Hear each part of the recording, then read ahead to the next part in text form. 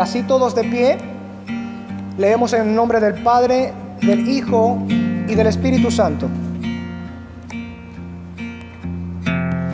Pablo y Timoteo, siervos de Jesucristo, a todos los santos en Cristo Jesús que están en Filipos, con los obispos y diáconos.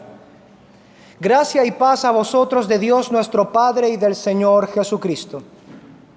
Doy gracias a mi Dios siempre que me acuerdo de vosotros, siempre en todas mis oraciones rogando con gozo por todos vosotros, por vuestra comunión en el Evangelio, desde el primer día hasta ahora, estando persuadido de esto, que el que comenzó en vosotros la buena obra, la perfeccionará hasta el día de Jesucristo. Como me es justo sentir esto de todos vosotros, por cuanto os tengo en el corazón, y en mis prisiones, y en la defensa y confirmación del Evangelio. Todos vosotros sois participantes conmigo de la gracia. Porque Dios me es testigo de cómo os amo a todos vosotros con el entrañable amor de Jesucristo. Y esto pido en oración, que vuestro amor abunde aún más y más en ciencia y en todo conocimiento, para que aprobéis lo mejor, a fin de que seáis sinceros e irreprensibles para el día de Cristo, llenos de frutos de justicia que son por medio de Jesucristo, para gloria y alabanza de Dios.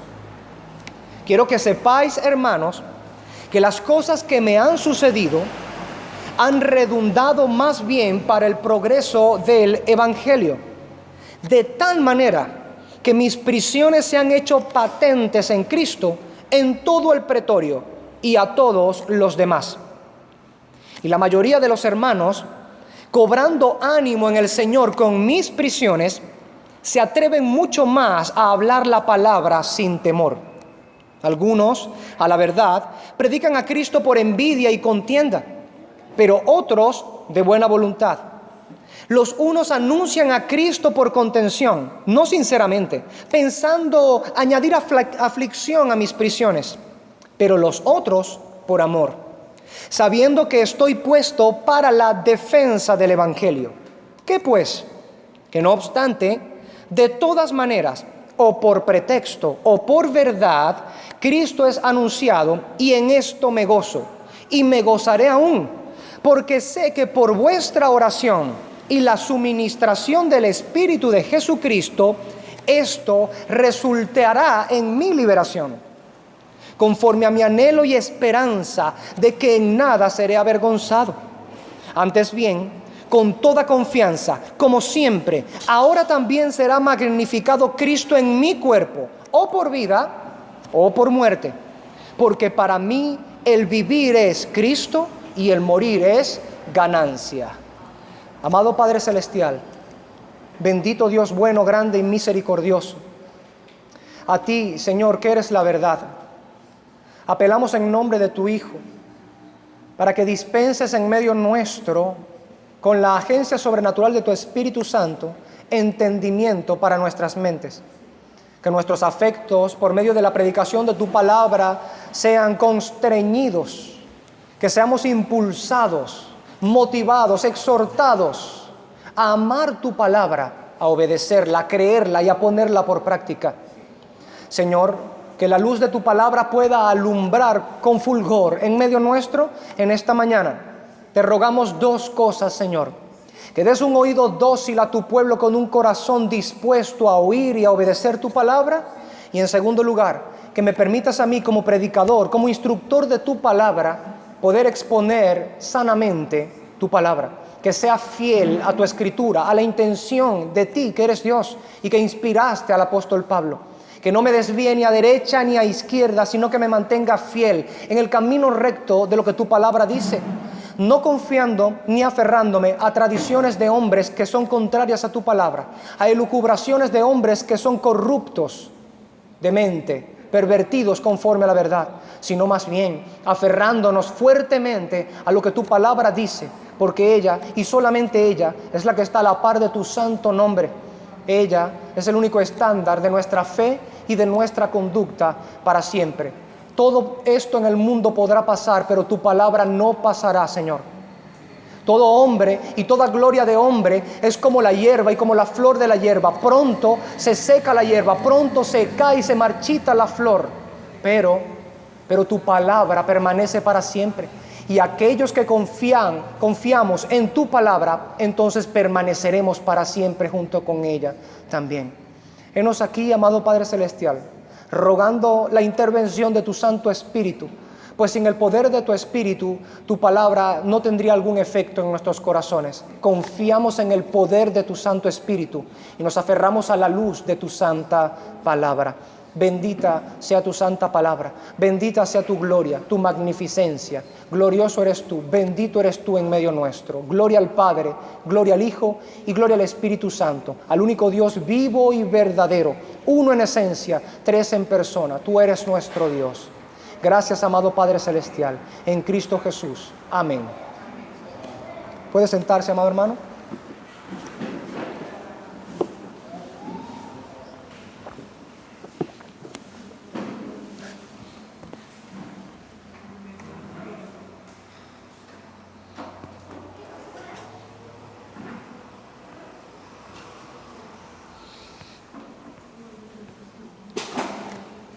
En el transcurso de nuestra exposición, llegamos el domingo pasado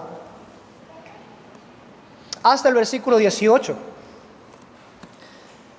en donde en el conjunto último de estos versículos nos mostraba, como hasta ahora hemos venido viendo, una parte del pensamiento paulino, que a resumidas cuentas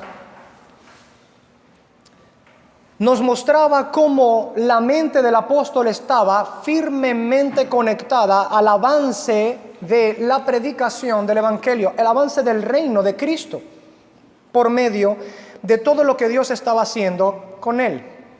Incluyendo esto, como vimos por la predicación de los textos subsecuentes, de los textos antecedentes, incluyendo que él estuviera preso por causa de la predicación, diciendo de una manera completamente explícita que todo lo que le había acontecido hasta ese momento resultaba o redundaba en un avance de la predicación del Evangelio. De tal manera, Dios había utilizado todos estos eventos que ahora el mero centro de Roma, el corazón del imperio romano, estaba siendo leudado por el Evangelio, por medio de aquel preso moribundo en Roma.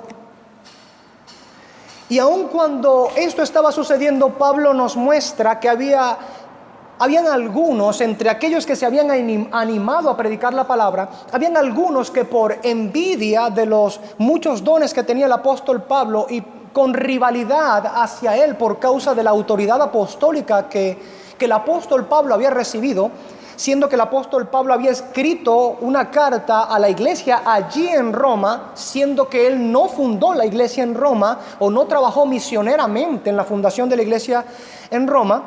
Habían algunos líderes que predicaban el Evangelio, que verdaderamente predicaban el Evangelio, no tenían otro Evangelio, pero lo hacían muchas veces cuando supieron que Pablo había llegado a Roma, lo hacían con envidia y con rivalidad contra el apóstol Pablo. Así que Pablo, teniendo estas cosas en mente y habiéndonos mostrado que su corazón estaba en el avance del Evangelio de Cristo y que no importaba si habían algunos que le tenían envidia o rivalidad, sino que su mente estaba en que Cristo fuera predicado, él entonces dice que pues, que de todos modos, ya sea que lo hagan por pretexto o sean que lo hagan por verdad, Cristo es anunciado y yo me regocijo en esto. Eso nos mostró una parte, una pequeña perspectiva de lo que es el pensamiento de Pablo en medio de la circunstancia que él estaba teniendo y lo que quería comunicar a los cristianos en Filipos. Ahora, él no deja esta idea allí, sino que prosigue con su predicamento y dice, y aún me regocijaré más, que es la parte final del versículo 18. Y nos muestra la razón por la cual se regocijará aún más. Y es donde empieza el versículo 19. Él dice, porque sé que esto me resultará en liberación por medio de vuestra oración y la suministración del Espíritu de Jesús, el Mesías, el Cristo.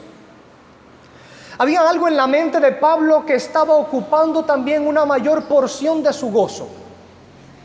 Hemos dado evidencia bíblica mientras venimos estudiando estos textos de que el apóstol Pablo estaba tan comprometido con la predicación del Evangelio y el avance del reino de Cristo, que todas aquellas injurias que él pudiera recibir, incluso como cuando le decía a Timoteo en mi primera defensa, todos me abandonaron, quedé yo solo, pero el Señor estuvo conmigo e hice defensa y el nombre de Cristo fue vindicado. Aun cuando él fuera abandonado, aun cuando él fuera injuriado, aun cuando fuera ofendido por demás personas, ya sea fuera de la iglesia o algunos dentro de la iglesia, el gozo del apóstol Pablo era la predicación del Evangelio.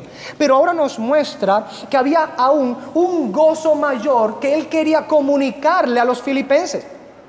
Y era que el apóstol Pablo tenía la firme esperanza y el deseo de que él sería librado de sus prisiones para seguir predicando y enseñando el Evangelio. Ahora, baste con añadir que sabemos que Pablo no salió de esta última prisión que él tuvo, sino para recibir el martirio. Y esto, por supuesto, vamos a verlo un poco más adelante también. Vamos a hablar un poco más adelante también. Pero es necesario centrarnos un momento en las palabras del apóstol Pablo, que dice que él sabía que todas estas cosas resultarían en su liberación.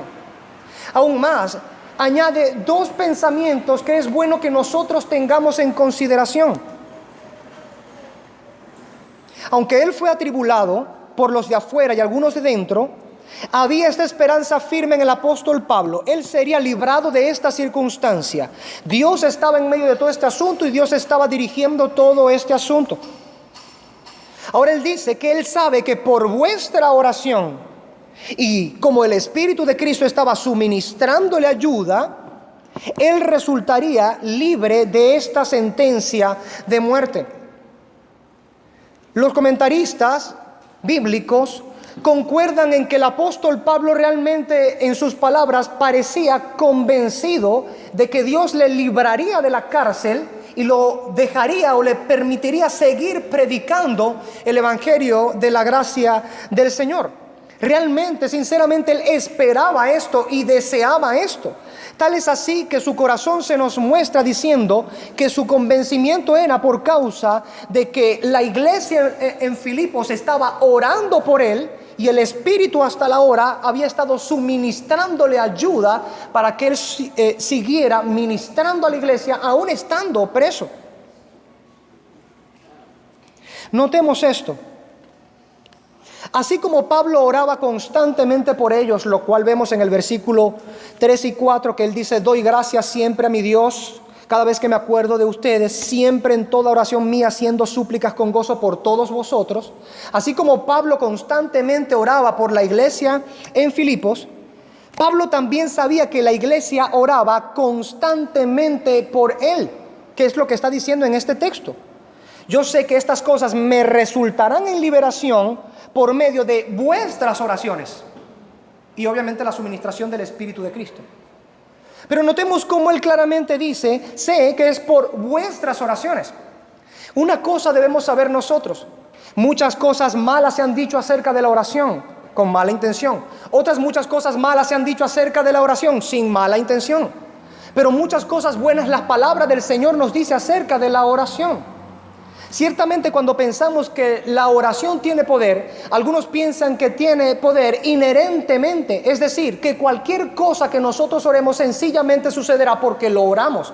Eso es tener fe en la oración. Pero eso es contrario a lo que la palabra del Señor nos enseña y a lo que Pablo, con el transcurso de estos textos, nos va a enseñar y le enseñó a los filipenses en su momento.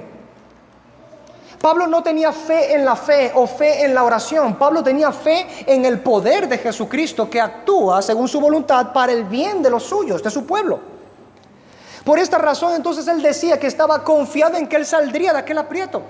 No por causa de que las oraciones de los filipenses en sí misma pudiera salvar a Pablo, sino, como él mismo dice, porque el Espíritu de Cristo le suministra ayuda.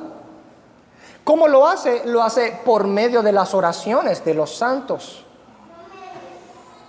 Ahora,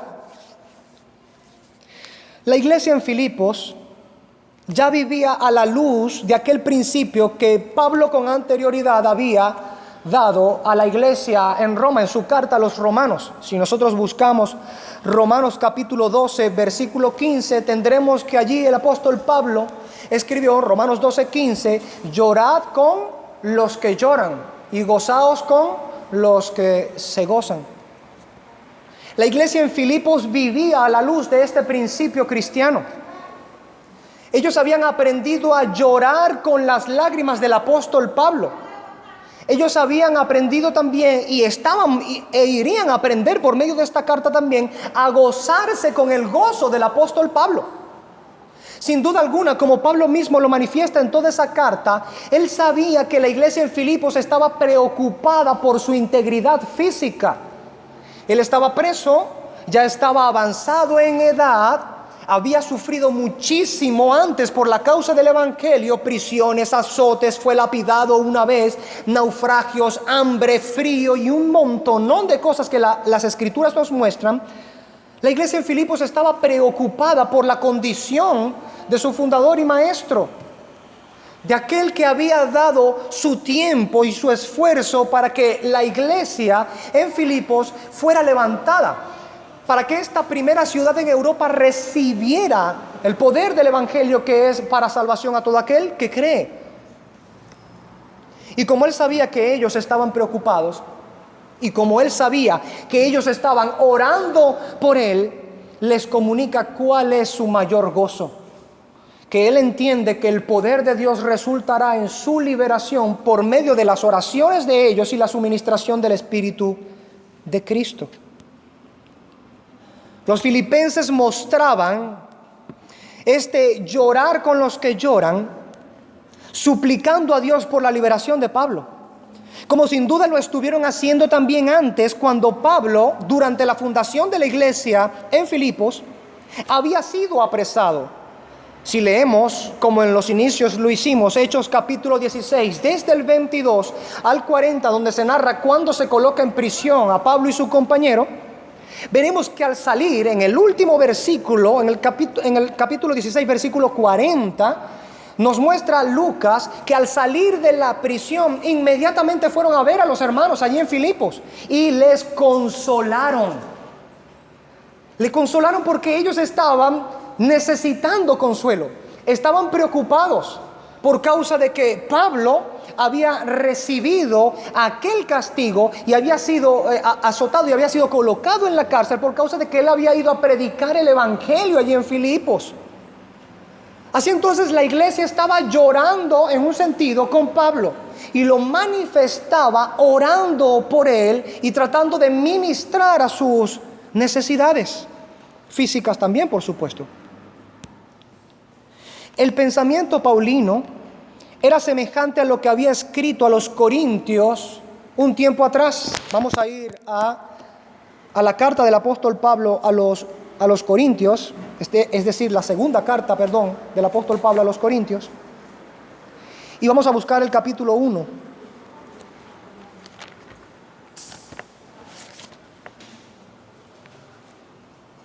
En el versículo 8, fíjese que dice, porque hermanos, vamos a leer de allí hasta el final de este párrafo que es el 11. Porque hermanos, no queremos que ignoréis acerca de la tribulación que nos ocurrió en Asia, donde fuimos abrumados mucho más allá de nuestras fuerzas, hasta el punto que perdimos aún la esperanza de sobrevivir. Pero tuvimos en nosotros mismos la respuesta de la muerte, para que no estemos confiados en nosotros mismos, sino en Dios que resucita a los muertos. ¡Wow! El cual nos libró de tan gran muerte y nos librará, en quien hemos esperado y aún nos librará, ayudándonos también vosotros con la oración por nosotros, para que de parte de muchas personas sean dadas gracias por nosotros, por el don que nos fue concedido por medio de muchos. La misma idea que el apóstol Pablo viene trayendo en Filipenses capítulo 1. Es decir, estamos en tribulación, es verdad. Estamos con sufrimiento, es verdad. Todas estas cosas humanas que nos están sucediendo atribulan, nos hacen sufrir, nos hacen tener dolor. Y todo esto mientras estamos procurando hacer el bien, llevando la predicación del Evangelio para que el reino de Cristo se expanda. Pero el apóstol Pablo muestra una disposición en su mente a recibir de buen agrado estas cosas, que él dice que aun cuando habían perdido la esperanza de sobrevivir, tuvieron respuesta de la muerte. Es decir, que el Señor les dejó claro que no morirían en ese punto y que ellos seguirían llevando la palabra del Señor. Él dice que fueron librados de gran muerte y que el Señor aún los seguiría librando. Pablo esperaba en el Señor. Él dice, aún Él nos librará, le dice a los corintios.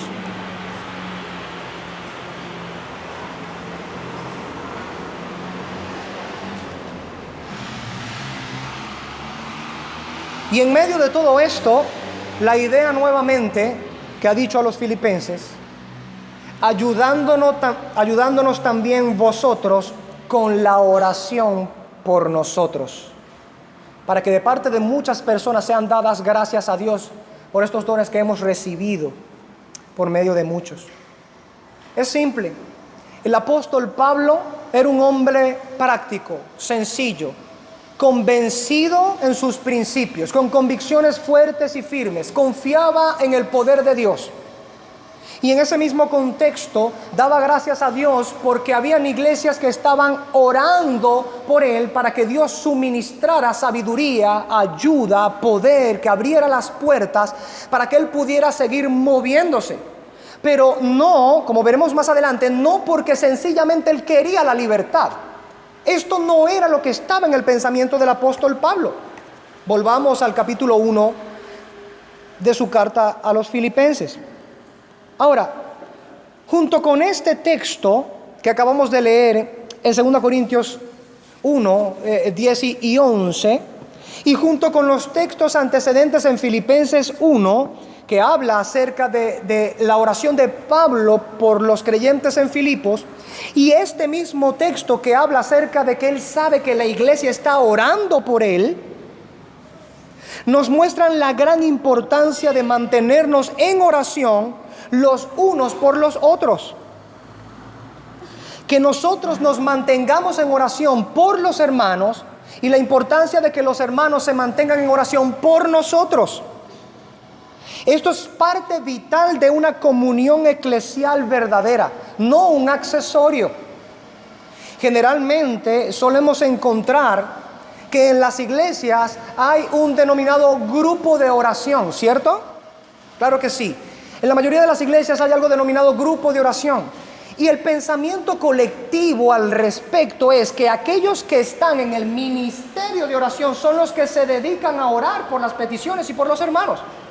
Tal cosa es antibíblica. Y escuche bien lo que estoy diciendo. No estoy diciendo que los grupos de oración son antibíblicos. Eso no fue lo que yo dije. Estoy diciendo que los que están en el grupo de oración son los que tienen el ministerio solamente de orar. Eso es antibíblico. Según nos muestran todas las páginas de las Escrituras, la responsabilidad de orar es de unos por los otros, de mí para con ustedes, de ustedes para conmigo y entre cada uno de nosotros. La Escritura nos muestra en Hechos capítulo 2 que toda la iglesia permanecía unánime y ellos estaban juntos también en la oración. Cada uno de ellos oraba por sus hermanos. Obviamente esto presupone que los hermanos tengan una comunión previa para que ellos puedan saber cómo orar. Para que ellos puedan saber cómo orar. Habrá momentos en que el Espíritu Santo nos guiará a orar por algo que aún no sabemos, pero el Espíritu nos guía a ello. Pero eso es una excepción. Eso es una excepción particular, buena de parte de Dios, pero una excepción es algo particular. La norma, lo ordinario que Dios ha colocado, y eso es extraordinario en el mundo, es que cada uno de nosotros ore a Dios intercediendo por los santos. La idea de que solamente los ministros deben orar por la iglesia, la idea de que solamente el ministerio de oración debe orar por las peticiones de la iglesia, la idea de que esas peticiones se meten en una cajita para que un reducido grupo de hermanos solamente esté orando por ello, no aparecen en las Escrituras. Lo que nos muestra el apóstol Pablo, tanto en su conducta, lo que decía que hacía por la iglesia en Filipos, y lo que vemos que la iglesia en Filipos hacía por él, y el resto de las escrituras, nos manifiestan y nos confirman que la responsabilidad de orar por los hermanos es de cada uno de nosotros. Lo contrario es un carácter caínico. Voy a utilizar esa expresión y modificar un poco el vocabulario, el vocabulario del español. Una conducta, un carácter caínico. ¿Qué hay de tu hermano, Caín? ¿Y qué sé yo? ¿Soy yo acaso guarda de mi hermano? Porque hay muchos dentro de las iglesias que se comportan como Caínes, que en sus oraciones jamás aparecen sus hermanos, que no son capaces de llorar con los que lloran en oración o genuinamente gozarse con los que se gozan. Creo que a veces esa es una de las partes más difíciles en medio del pueblo cristiano, porque suele de repente las lágrimas de otro compungirnos y llevarnos a las lágrimas también.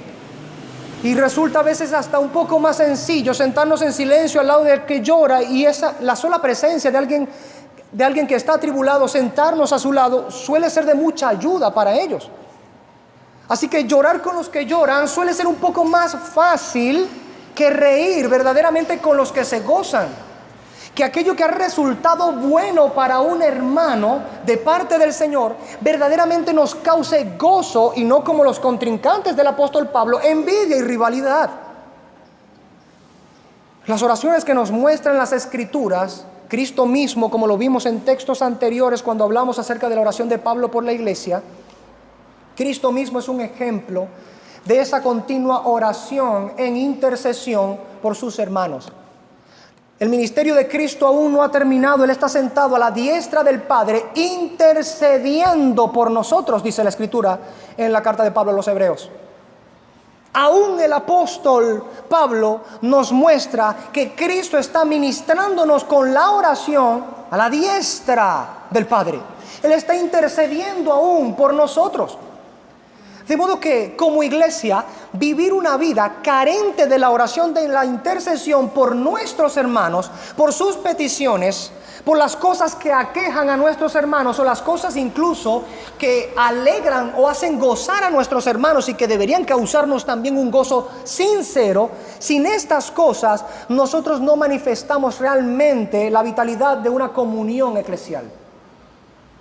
Lo diré en palabras más sencillas: muestra que estamos muertos si no tenemos comunión con la iglesia. Si nuestras oraciones están solamente centradas en nosotros, si nuestra oración solamente atiende a nuestras peticiones, si no nos interesa la salud de nuestros hermanos, la condición de gravedad de nuestros hermanos, las carencias de alimentos o de bienes básicos o lo que sea que nuestro hermano adolece, si no nos duele esto, hay el grave peligro de que tú no seas parte del cuerpo de Cristo. Cuando un miembro sufre, dice el apóstol Pablo en su primera carta a los Corintios, en su ejemplo o analogía del cuerpo en 1 Corintios 12, cuando un miembro sufre, todos los demás miembros sufren con él. Y una manifestación natural de que verdaderamente alguien se preocupa y sufre con otro miembro es que ora por ese miembro. Clama por ese miembro, dobla sus rodillas y pide a Dios, intercede a Dios por ese miembro, porque entiende, es miembro mío, es miembro del cuerpo del cual yo soy miembro. Cristo es su cabeza, igual que es mi cabeza. La confianza que el apóstol Pablo tenía en este contexto es tan hermosa que no puede menos que también exhortarnos a nosotros. Porque muy pocas iglesias tienen verdaderamente a bien ocuparse en la oración en medio de las necesidades de los santos o por causa de las necesidades de los santos. Obviamente orar no es lo único y no es nuestro apartado en esta predicación destinarnos completamente hacia la oración. Esto es un paréntesis.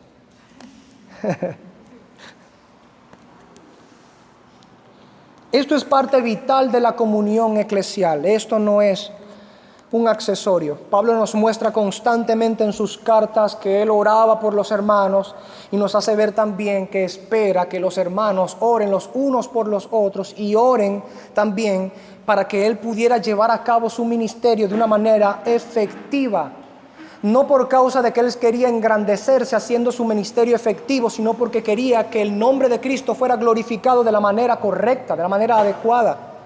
Ahora, en medio de todo esto, Pablo tenía una esperanza muy bien dispuesta que por medio de esas oraciones de los filipenses y el poder del Espíritu Santo del cual hemos hecho referencia, esto resultaría en su liberación, puesto que el Señor ya le había librado de muchas otras calamidades en el pasado para que él pudiera seguir predicando sobre Jesucristo y enseñando sobre la palabra del Señor.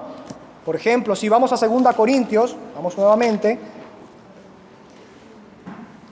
y en 2 Corintios leemos el capítulo 11, brevemente aquí desde estos 10 versículos del 23 al 33, 2 Corintios 11, del 23 al último versículo, dice: son ministros del Cristo, hablo como si hubiera perdido el juicio, yo más, en trabajos mucho más, escuche esto, en cárceles mucho más, en azotes más severamente, en peligros de muerte muchas veces.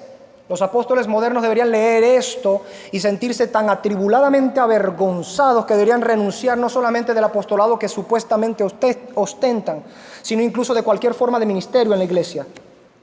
De los judíos 5 veces recibí 40 azotes menos uno. 3 veces fui azotado con vara, 1 vez apedreado, que por cierto lo dieron por muerto, así habría quedado cuando lo apedrearon. 3 veces fui náufrago, 1 noche y 1 día he estado en lo profundo, se refiere a que sufrió naufragio y quedó vagando en el mar, en medio del océano allí. En viajes frecuentemente, en peligros de ríos, en peligros de ladrones, en peligros de los de mi nación, en peligros de los gentiles, en peligros en la ciudad, peligros en el desierto, peligros en el mar, peligros entre falsos hermanos. Entre trabajos y fatiga, en noches en vela, muchas veces, en hambre y sed, en ayunos, repetidamente, en frío y desnudez. Aparte de las cosas externas, lo que sobre mí se agolpa cada día, la solicitud de todas las iglesias. ¿Quién enferma y yo no enfermo? ¿Quién es inducido a pecar y acaso yo no me quemo de angustia? Si es propio gloriarse, me gloriaré en las cosas de mi debilidad. El Dios y Padre de Jesús el Mesías, quien es por siempre bendito, sabe que no miento. En Damasco, el gobernador del rey Aretas vigilaba la ciudad de los damasenos para prenderme, y fui descolgado en un canasto desde una ventana del muro y escapé de sus manos. ¡Wow! Yo estoy seguro que esto es un brevísimo resumen de lo que Pablo había sufrido hasta el momento en que había escrito esta carta, y esto fue antes de la carta a los filipenses. Esto era un breve resumen de lo que Pablo había sufrido por la causa de Cristo. Pero vemos que su confianza era como anteriormente habíamos leído en el otro pasaje de los Corintios, que el Señor le había librado siempre y que el Señor lo iba aún a librar. Esto, volviendo a Filipenses capítulo 1, versículos 19 y 20, esto era la esperanza del apóstol Pablo.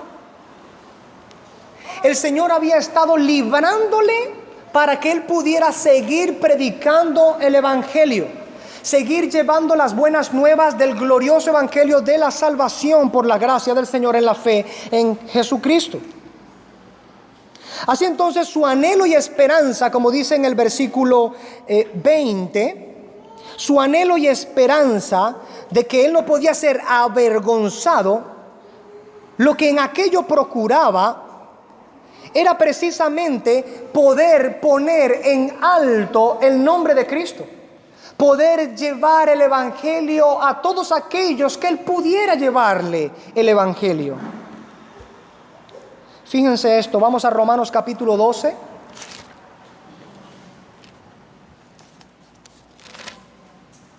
Pablo hablando precisamente acerca de la esperanza. Mire lo que dice en el versículo 11 y el versículo 12. Dice: en cuanto a diligencia, no perezosos, escuchen bien, En cuanto a diligencia, no perezosos, fervientes en espíritu, sirviendo al Señor, regocijándoos en la esperanza, sufridos en la tribulación, perseverando en la oración. Yo estoy seguro que Pablo no podía reprender con estas palabras y exhortar a los hermanos en Roma con estas palabras si él mismo hipócritamente o inmoralmente no practicaba estas cosas.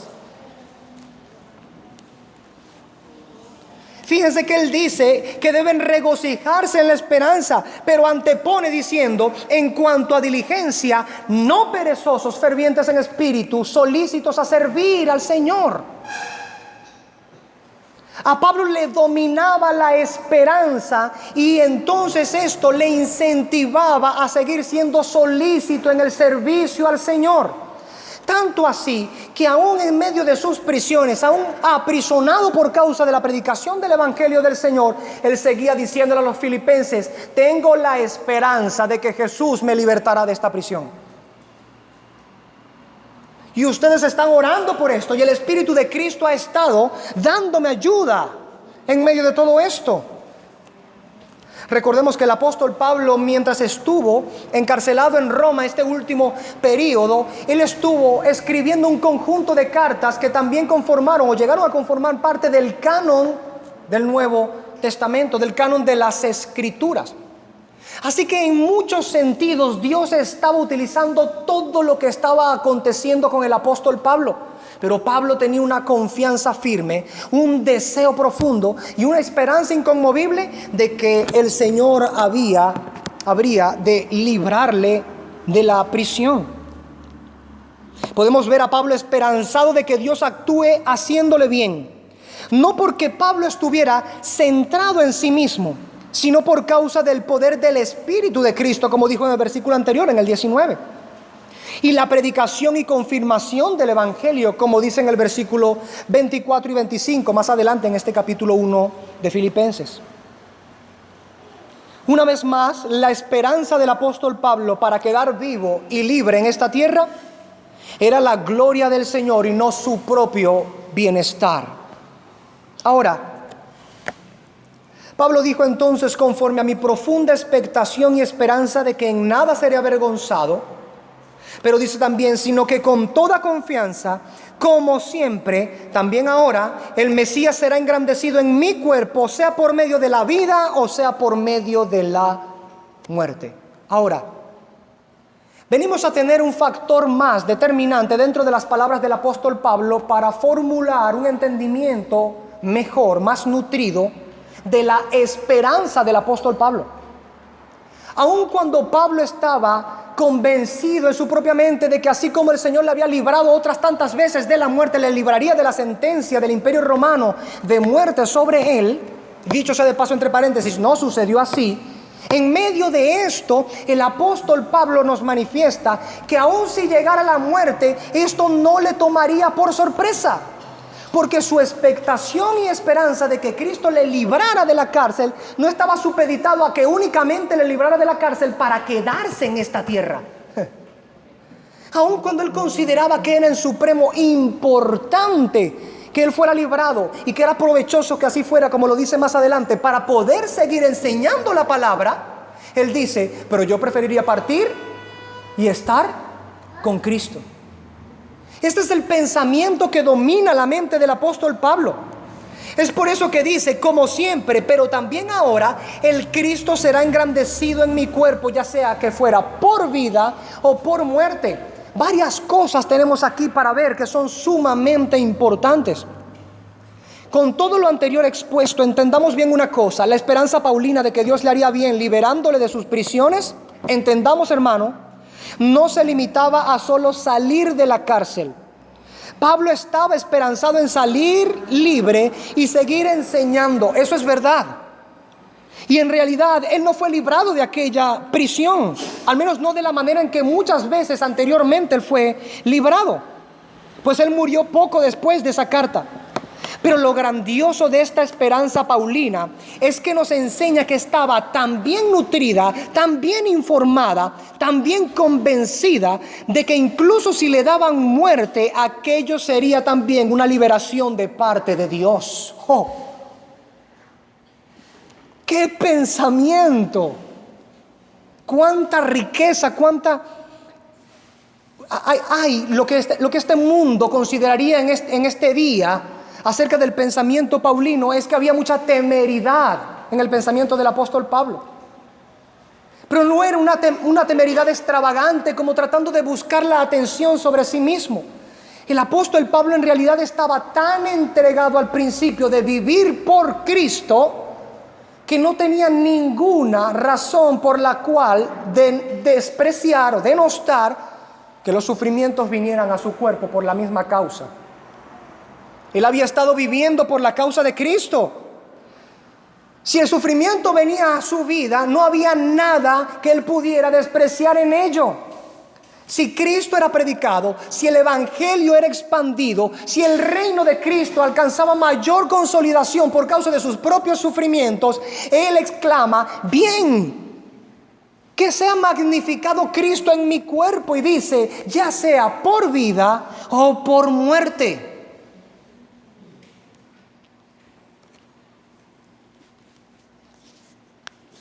A todas estas, la preocupación, entre comillas, e interés del apóstol Pablo es que Cristo fuera magnificado sobre todas las cosas, no que Pablo fuera magnificado. ¿Nota la diferencia, hermanos? Su esperanza de ser libre de la cárcel ni siquiera era para él poder salir y estar libre y poder reunirse con sus familiares, ¿no? Y poder decir, Vermo, tuve un trago amargo en la cárcel, los cepos y todo aquello. No. La esperanza del apóstol Pablo salir libre no era la magnificencia del apóstol Pablo, sino la magnificencia de Cristo y su evangelio.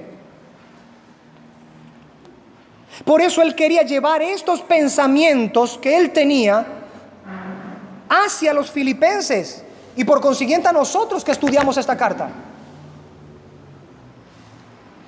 La verdad acerca de Pablo en este contexto es que él realmente creía que Cristo sería magnificado en su cuerpo.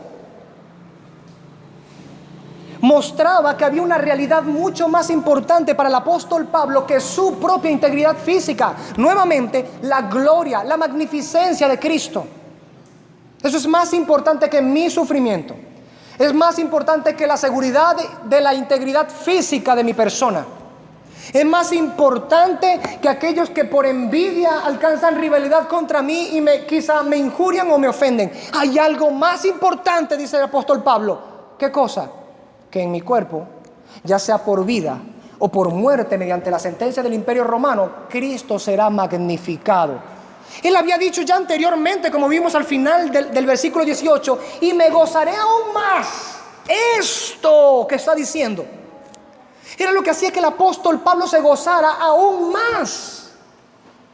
Esto es contradictorio para el mundo moderno. Y es lamentable decir que para gran parte del pueblo evangélico del siglo XXI esto también es contradictorio. No porque en la Escritura haya contradicción, no es eso lo que yo estoy diciendo. Líbreme el Señor de decir semejante insensatez.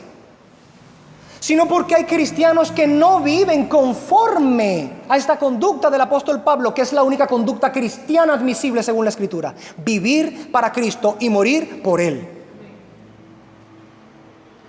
La gloria de Pablo era la magnificencia de Cristo, es todo. Él quería hacer aquello que le competía hacer y desaparecer del mapa. Siempre y cuando Cristo fuera levantado, ¿qué importa si su nombre era pisoteado?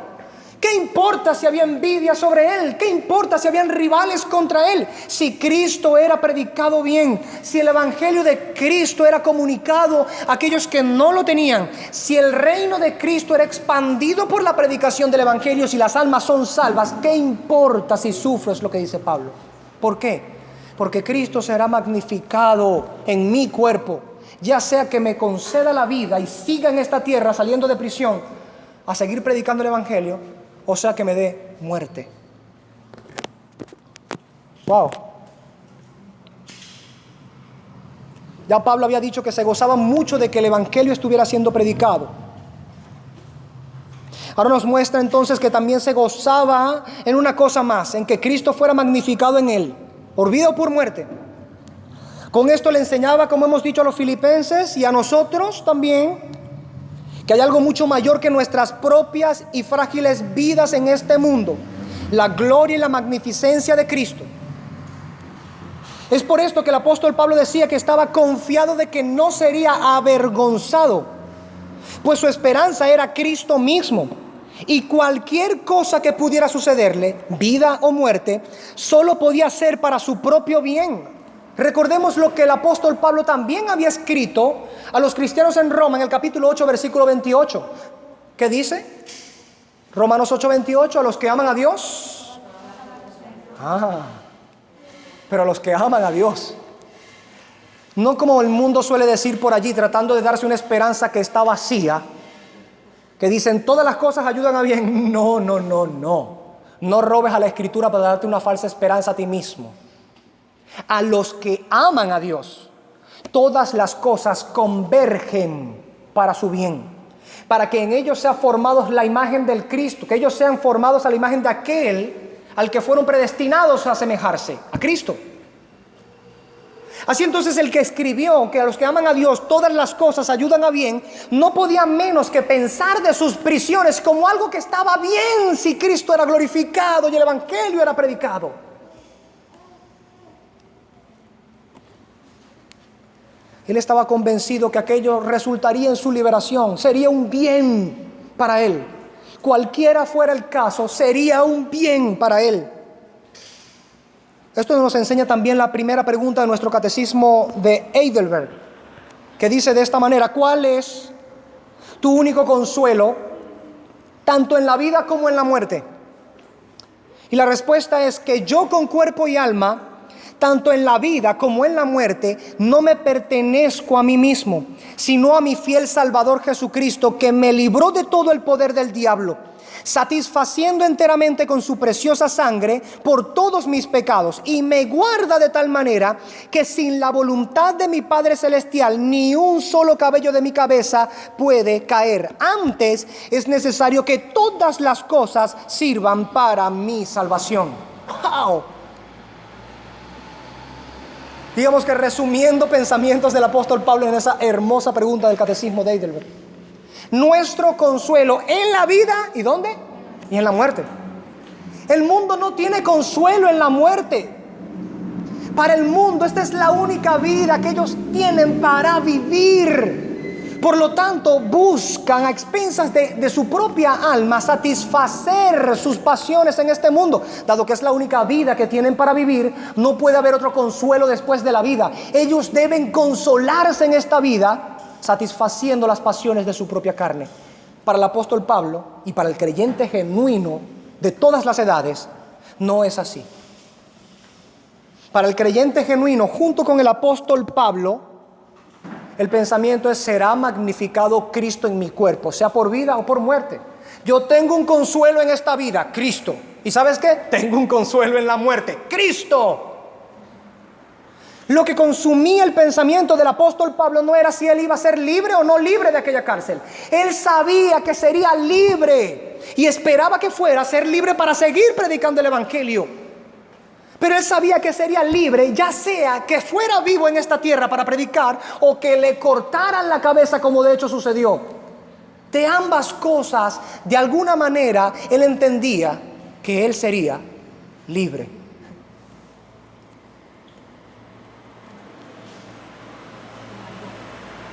Bendito sea el Señor. Aleluya.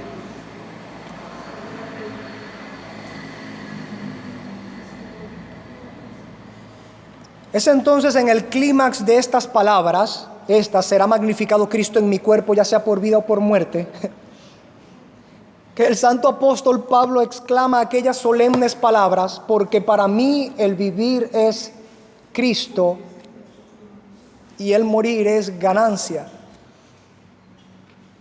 El gozo del apóstol Pablo durante toda su vida había sido amar y servir a Jesucristo.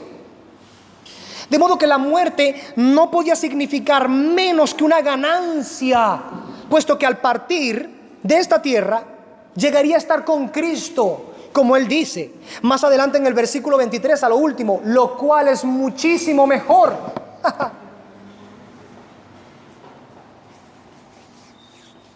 Para Él, partir y estar presente al Señor, como dice en 2 Corintios 5:8, partir y estar presente al Señor era lo más anhelado del alma de Pablo. Y por ende, después de haber vivido toda una vida para Cristo, la muerte no podía ser menos para él que una ganancia. Esta solemne expresión paulina, habiendo sido confirmada por el testimonio sufrido del apóstol Pablo, desafía de manera pujante nuestro cristianismo moderno. Pues en un mundo donde la mayoría de las gentes viven para sí mismos, se nos muestra un faro de luz en medio de esta tiniebla. Uno muy grande que dice: Soli Deo Gloria. Vivir para la gloria y la magnificencia de Cristo. En medio de las tinieblas, el apóstol Pablo dice: me importa un pepino mi cuerpo. Si el cuerpo de Cristo fue destruido para que yo tuviera perdón de mis pecados, que sea deshecha esta mi carne mientras estoy aferrado a la esperanza de Cristo, es nada. De modo que vivir para Cristo es una gracia bondadosa de parte del Señor, pero morir estando en servicio a Cristo sigue siendo una ganancia para el creyente. A diferencia del mundo que vive para sí mismo y no encuentra fuera de esta vida mayor consuelo o deleite, el cristiano tiene una vida mayor que la vida en esta tierra, la vida eterna. Un creyente que teme a la muerte es una suerte de contradicción con el predicamento en el que dice creer. Un creyente que tiene temor de morir entra en contradicción con las palabras o las enseñanzas, se supone debe creer de la palabra del Señor. Aquellos que viven para sí mismos temen por la muerte, porque esta vida para ellos es lo único que tienen. Viven esta vida como si fuera la última vida que tienen por vivir. Obviamente la Escritura dice que de ellos el castigo, la muerte eterna, es lo que ellos van a recibir.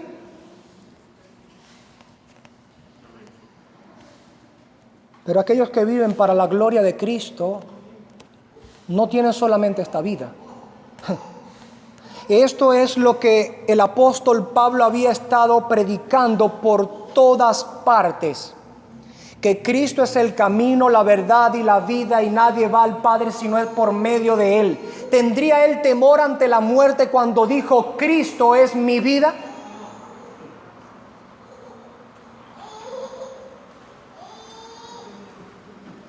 ¿Tendría temor de la muerte aquel que enseñó a los cristianos en Colosas diciendo: poned la mira en las cosas de arriba, no en las de la tierra, porque muertos sois y vuestra vida está escondida con Cristo en Dios? ¿Tendría muerte en su pensamiento tal influencia en la del apóstol Pablo como para tener temor de ella? Pablo había enfrentado tantas veces la muerte y Dios le había librado de todas ellas. Él no huía de la muerte por temor a la muerte. Huía de la muerte en las veces en las que fue librado por causa de que quería seguir predicando el evangelio, anunciando a Cristo para que las almas fueran salvas y la iglesia confirmada. No por temor de la muerte. El testimonio sufrido del apóstol Pablo así lo manifiesta. Su expresión: para mí el vivir es Cristo y el morir es ganancia, está probada y aprobada. De alguna manera esta sentencia del apóstol Pablo, esta expresión paulina, hace en mi mente una remembranza de las palabras de Jesucristo que quiero leer en la Nueva Traducción Viviente, y se encuentran en Mateo capítulo 10, desde el versículo 37 al 39. Jesucristo dijo de esta manera, hermano, y quiero que prestes atención a esto. Quiero que oigas con atención que estas son las palabras de Cristo. Tienen mucho que ver con lo que estamos hablando ahorita.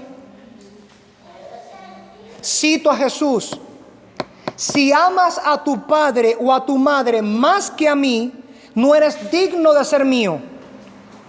Si amas a tu hijo o a tu hija más que a mí, no eres digno de ser mío. Si te niegas a tomar tu cruz y a seguirme, no eres digno de ser mío. Y si te aferras a tu vida, la perderás. Pero si entregas tu vida por causa mía, la salvarás.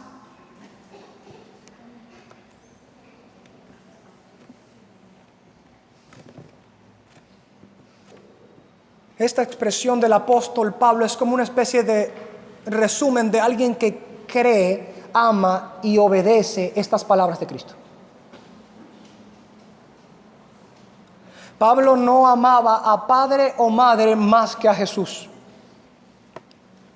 Pablo no amaba a hijo o hija, y estamos seguros que tuvo hijos, porque llegó a ser miembro del Sanedrín y fariseo de fariseos y debía tener hijos para esto. Estamos seguros que Pablo no amaba a hijo o a hija más que a Jesucristo. Estamos seguros que Pablo no se había negado a tomar la cruz y seguirle. Aquella porción de los Corintios que leímos, viendo todo lo que él pasó, todos aquellos sufrimientos que recibió, manifiesta que él estaba dispuesto a tomar la cruz y seguir el camino hacia donde Cristo llegó, al Calvario, a la muerte, por causa del Señor.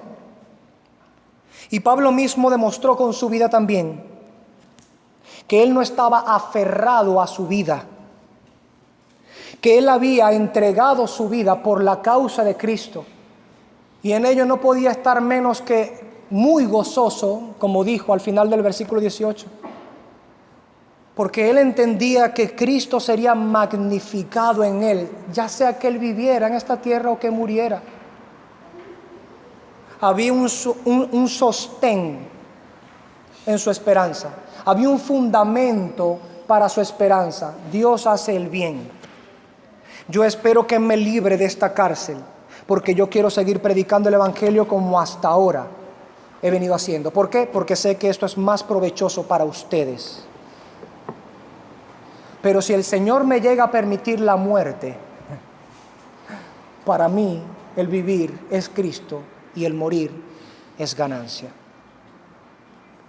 Un cristiano que cree y obedece a estas palabras de Cristo podrá exclamar junto con Pablo de una manera genuina: para mí el vivir es Cristo y el morir es ganancia. Pero una persona que se da para vivir para sí misma, ella no puede exclamar genuinamente: para mí el vivir es Cristo y el morir es ganancia.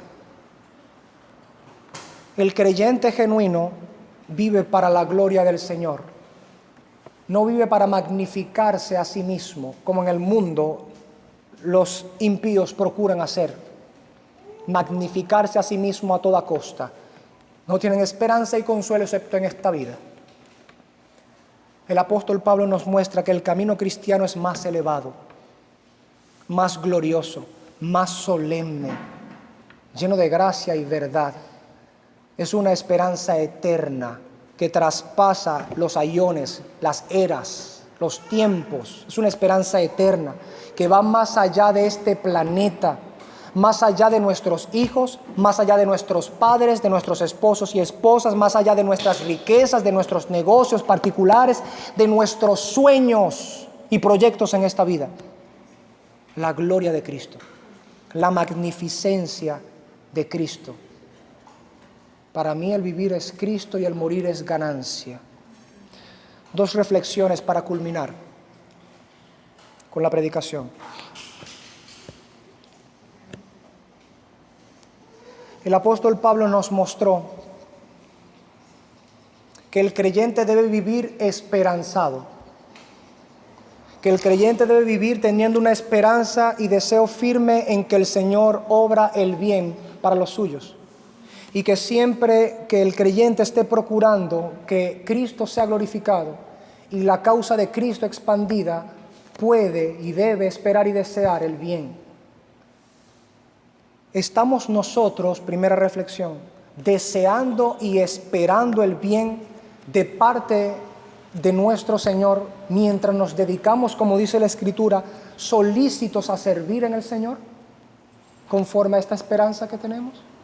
Y segundo, Pablo también nos enseña que la esperanza que él hasta ahora había tenido no era una esperanza hueca y vacía, de tal modo que lo que aspiraba se limitaba solamente aquí, a la tierra, a la libertad en la tierra, o alguna riqueza o forma de grandiosidad aquí en la tierra, sino que él estaba ligado al cielo, estaba ligado a la eternidad, estaba ligado al Señor Jesucristo. Realmente su tesoro estaba colocado en el reino de los cielos. Allá estaba su corazón.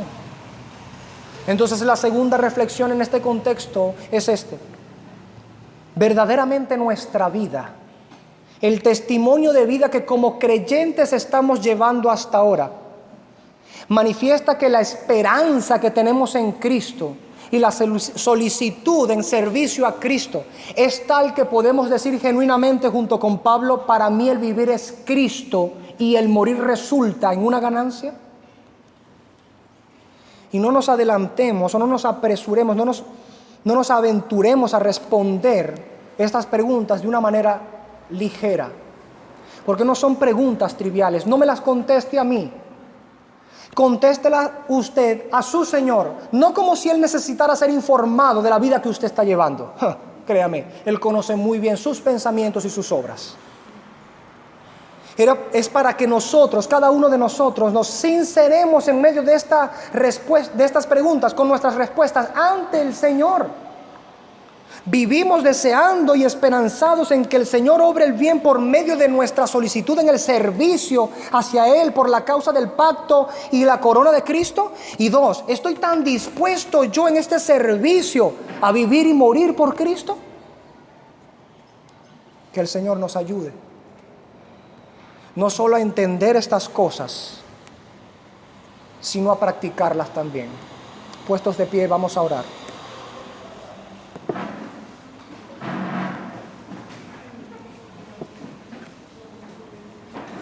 Amado Padre Celestial, Señor, tú para siempre vives, tú para siempre reinas. Tu reino es un reino inconmovible, Señor. Tú, bendito Cristo, eres esa piedra no cortado con mano humana que desbarató los reinos del mundo. Lo que vemos en este tiempo son esperpentos de reinos. Comparados a tu reino, ninguno de estos alcanza tu gloria, tu majestad, tu magnificencia. Queremos, amado Padre Celestial, rogamos, suplicamos que nuestra vida pueda ser consumida por el deseo de ser solícito en el servicio al pacto tuyo y a tu corona. Que verdaderamente nuestra vida pueda estar marcada por el deseo de que tú seas glorificado, por la esperanza de que obres el bien por medio nuestro para el alcance de las almas perdidas, para la multiplicación de tu reino, Señor. Señor, pero también deseamos, suplicamos que sea tan genuino nuestro amor hacia ti, nuestro servicio hacia ti, que podamos no solamente vivir para tu gloria, sino que habiendo vivido para tu gloria, sea verdaderamente entonces para nosotros el morir una ganancia. Para que verdaderamente podamos considerar nuestra muerte como una ganancia. No nos permita, Señor, menospreciar el tiempo que nos has dado en esta tierra. No nos permitas menospreciar los dones, las capacidades, las facultades con las cuales tú nos has dotado por el poder de tu Espíritu Santo. En vanidades, en trivialidades, en tonterías en este mundo que ha de perecer y ser mudado como trapo viejo. No nos permita, Señor, despreciar este tiempo y facultades. Ayúdanos, Padre, para vivir para tu gloria. Para que cuando llegue el momento, Señor, en que, como a Pablo luego de esta carta le mostraste que había llegado su hora, que ya estaba para ser sacrificado, que había corrido ya la carrera de la fe, que había llegado al final, él aún seguía sabiendo que tu Hijo Jesucristo era su vida y que al partir de esta tierra iría a disfrutar de aquel del cual había estado anunciando durante todo su ministerio. Haznos tener para nosotros mismos, Señor, esta noción, este entendimiento. Haznos creer estas cosas. Haznos amar estas cosas. Transforma nuestro corazón, Señor. Haznos entender, creer y amar estas cosas. Y por último, Padre, haznos practicar estas cosas. Que no sea el predicamento hipócrita de un fariseo moderno. Que mientras lavamos el exterior de nuestras palabras, en realidad nuestra vida práctica no está dominada o gobernada por aquello que decimos creer. Ayúdanos, Señor, a entregarnos a ti en cuerpo, alma y espíritu. Te pedimos estas cosas en nombre de Cristo, tu Hijo amado. Amén.